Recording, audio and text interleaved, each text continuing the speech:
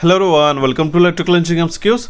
एक आपके लिए काफ़ी अच्छी खुशखबरी लेके आए हो गए। जितने भी आईटीआई एस्पिरेंट्स जुड़े हुए हैं हमारे इस चैनल के साथ के उनके लिए मैं बताना चाहता हूँ गाइस, नई रिक्रूटमेंट पीजीसीएल द्वारा आ चुकी है, जिसकी जो डेट है 22/11/2023, दैट मीन्स कल के ही दिन इसका ऑफिशियल नोटिफिकेशन रिलीज हो चुका था।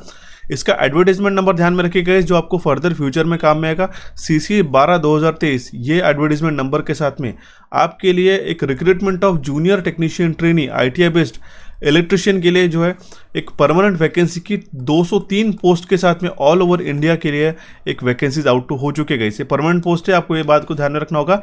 इसी के रिगार्डिंग हम लोग एक छोटा सा एक नोटिफिकेशन पढ़ने वाले हैं, इसके अंदर क्या क्या इंपॉर्टेंट चीज़ है, कौन से रीजन के लिए आप अप्लाई कर सकते हो, ये सारी चीज़ें बताने वाले, कितने पोस्ट आपके रीजन के लिए अप्लीकेबल है।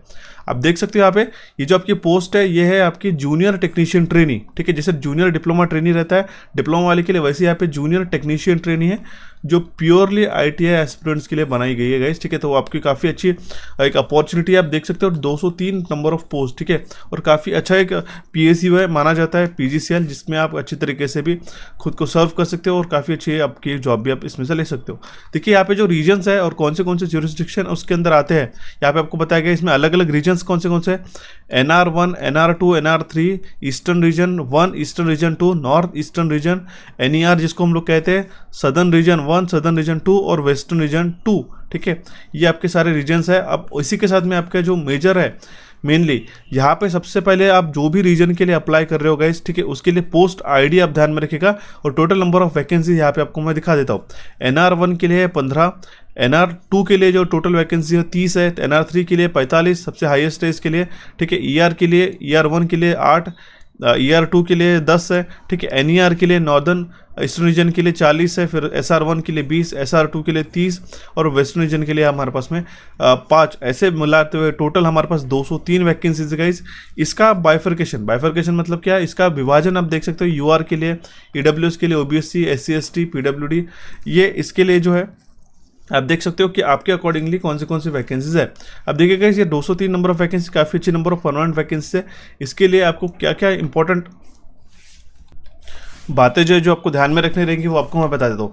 सबसे पहले तो आपका जो है जॉब स्पेसिफिकेशन में बताया गया है, name of the post junior technician trainee electrical. ठीक है, इंडक्शन लेवल W3 ग्रेड में आपको यहाँ पे प्लेसमेंट होगा after the completion of 1 ear training. 1 साल की आपकी ट्रेनिंग होगी, उसके बाद में आपका इसमें परमानेंट पे इंडक्शन हो जाएगा। ठीक है, उस इंडक्शन मतलब कि आपको एब्जॉर्ब कर दिया जाएगा, वहाँ पे आपको final as a permanent post के लिए अप्लाई कर दिया, एलिजिबल ठहराया जाएगा। ठीक है, उसके बाद में इसेंशियल क्वालिफिकेशन क्या है दोस्तों, देखिएगा यहाँ पे ITI electrical pass in electrician trade from recognise technical board या फिर इंस्टीट्यूट। आपको ITI इलेक्ट्रिशियन होना चाहिए इलेक्ट्रिशियन ट्रेड में।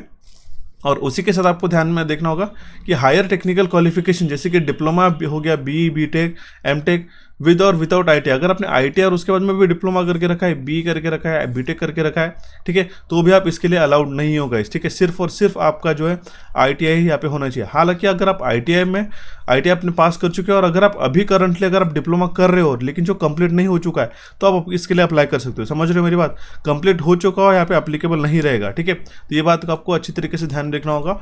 और सबसे अपर एज लिमिट है 27 ईयर की, 12/12/2023 तक की। ठीक है, तो ये जो आपका फाइनल डेट है गाइस, इसके अकॉर्डिंगली आपकी जो एज होनी चाहिए अपर एज 27 साल की उम्र आपके लिए बताई गई है। इसमें भी यहाँ पे रिलैक्सेशन है, अलग अगर आप कैटेगरी से बिलोंग करते हैं तो उसमें भी अलग अलग रिलैक्सेशन है।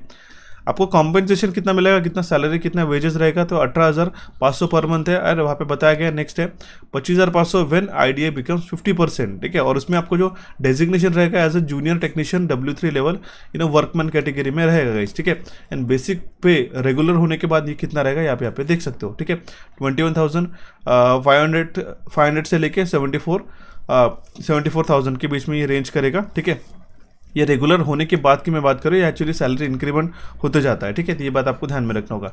ओके, तो रेगुलर होने के बाद में जो कॉम्पेंसेशन पैकेज में पूरा बेसिक पे DA रहेगा आपका।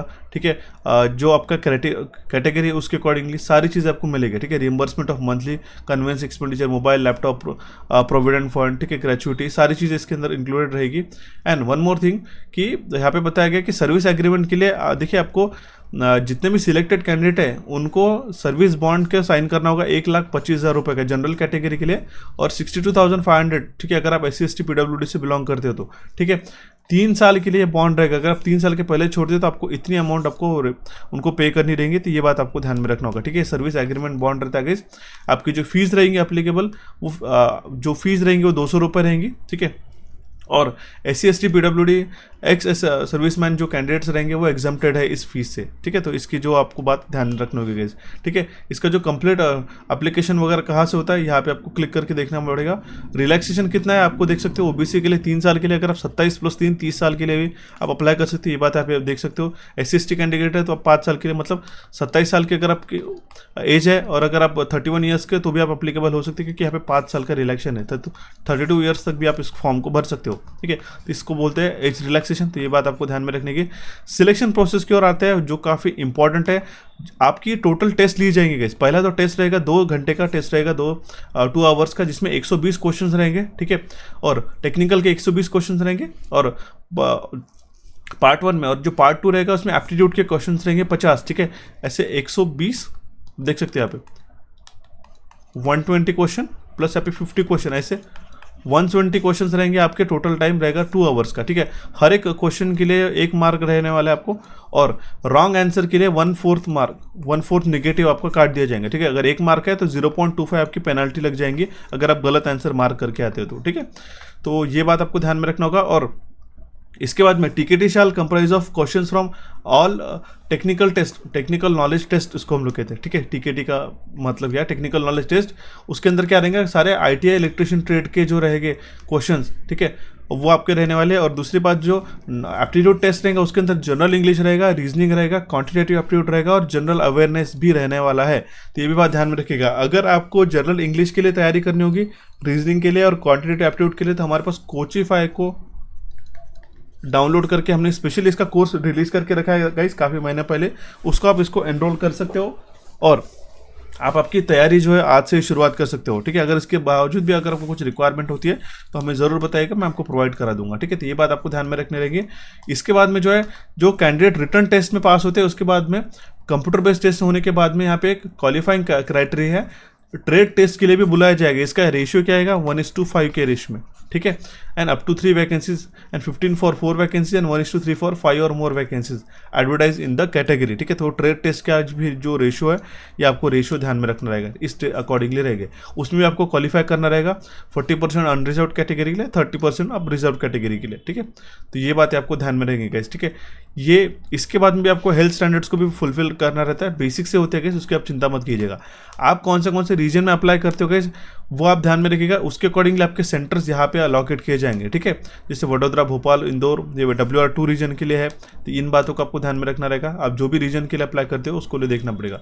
आप देखिए, अगर आप अलग अलग रीजन के लिए भी आप अप्लाई करते हो तो उसमें कोई भी फायदा नहीं होगा, क्योंकि सिंगल डे सिंगल सेशन ही आपका एग्जाम रहने वाला है। मतलब एक ही दिन एक सेशन में आपका एग्जाम रहेगा एक ही टाइम पे। तो क्या होगा कि अगर आप अलग अलग रीजन में भी अप्लाई कर सकते हो तो आप ऐसा जम करके तो नहीं जा सकते हो एग्जामिनेशन के लिए। ये बात आपको ध्यान में रखना रहेगा कि एक ही दिन में आपका एक पेपर होने वाला है, तो आप कोई भी एक ही रीजन में ही अप्लाई कीजिएगा, ठीक है। सो बेटर है कि यहाँ पे लिखा गया है कैंडिडेट्स आर एडवाइज टू मतलब कि कैंडिडेट्स को बताया गया है कि सिर्फ एक ही रीजन में अप्लाई करें, सो दैट आपका जो है अलग रीजन में जाने से भी कोई फायदा नहीं होगा, क्योंकि एक ही दिन और सिंगल सेशन में एग्जाम होने वाले, सभी रीजन में एक ही एग्जाम होगा, ठीक है, एक ही टाइम पे। तो उसमें आपको उसमें वैसे भी आपको जाने को नहीं मिलने वाला है, ओके। तो ये बात आपको ध्यान में रखना रहेगा। किस तरीके से अप्लाई करना है, ये सारी बातें आपको बताई गई। आपकी जो सर्टिफिकेट्स है या फिर पासपोर्ट साइज़ की फ़ोटोज़ है, इसकी इमेजेस की साइज़ कितनी होनी चाहिए, ठीक है, ये सारी चीज़ें बताई गई इस नोटिफिकेशन के अंदर गई, ठीक है। तो ये था हमारा कंप्लीट एक छोटा सा नोटिफिकेशन। हालांकि इसकी जो डेट्स है, ओपनिंग डेट, ठीक है, 22/11/2023, दैट मीन्स 22 से कल से चालू हो चुके हैं। 12/12/2023 ये लास्ट डेट है, ये आपको ध्यान में रखना रहेगा, ठीक है। अभी अगर हम आज की बात करते हैं, आज की डेट है 23, ठीक है। आपके पास और मान लो 23 से लेके आपके पास 5 टू 7 प्लस 12, ठीक है, 10-15 हमें हम लोग कह सकते हैं 18-19 दिन और बाकी है, ठीक है। तो उसको अच्छी तरीके से नोटिफिकेशन को पढ़ के ही आप अप्लाई कीजिएगा।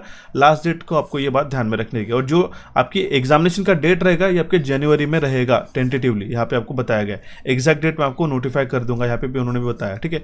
तो आप जनवरी में आप सोच सकते हो, और दिसंबर आपके पास पूरा महीना है, जनवरी में के 15 तारीख तक वगैरह इसका एग्जाम हो सकता है मोस्ट प्रोबेबली, लेकिन यहाँ पे भी कोई भी डेट आपको दी जा सकती है, तो उस बातों को आपको ध्यान में रखना रहेगा। तो ये डेट्स आप ध्यान में रख लीजिएगा इस एग्जामिनेशन को, इस नोटिफिकेशन को अप्लाई करते वक्त, ठीक है। आशा करता हूँ गाइस दी गई जानकारी आपको पूरी समझ में आई होंगी। इलेक्ट्रिकल इंजीनियरिंग एमसीक्यूज और कोचिफाई को हमारे चैनल को सब्सक्राइब कीजिएगा, हमारे एप्लीकेशन को, दोनों भी एप्लीकेशन को डाउनलोड कीजिएगा, जहाँ पे आपको टेक नॉन टेक की सारी चीजें आपको मिलते रहेंगी। सो मिलते गाइस हमारे नेक्स्ट सेशन में। Thank you for watching this update, have a nice day.